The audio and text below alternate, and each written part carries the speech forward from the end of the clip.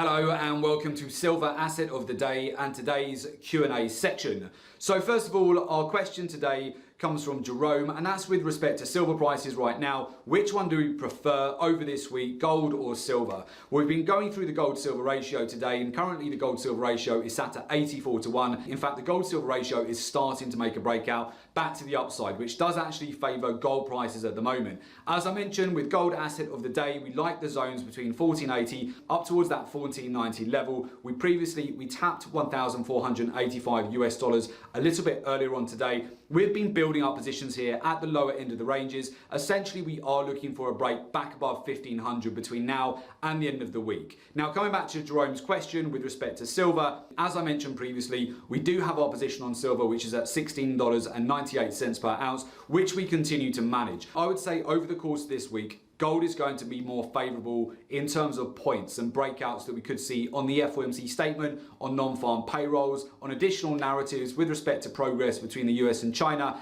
And we're also looking out to see whether we will get confirmation regarding a UK election before Christmas. So all of this can be very volatile for the precious metals, present some really great trading opportunities. This now leads me into the question we have from Bernard, which is how to get started in the markets, what you should really be looking at.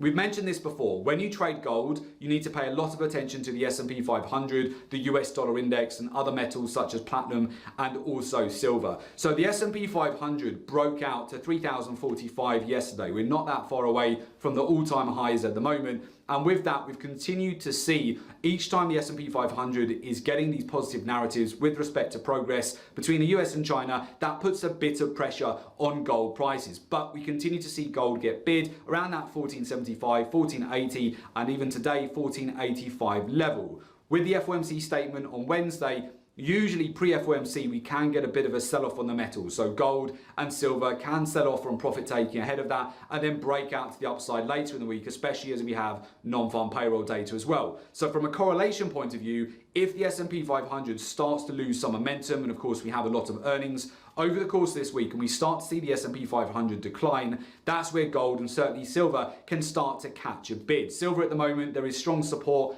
around that $17.50 handle. Platinum, as we mentioned, we banked 370 points on that last week. Platinum's been a great mover, finally had that big breakout we were looking for, over a 4% move to the upside.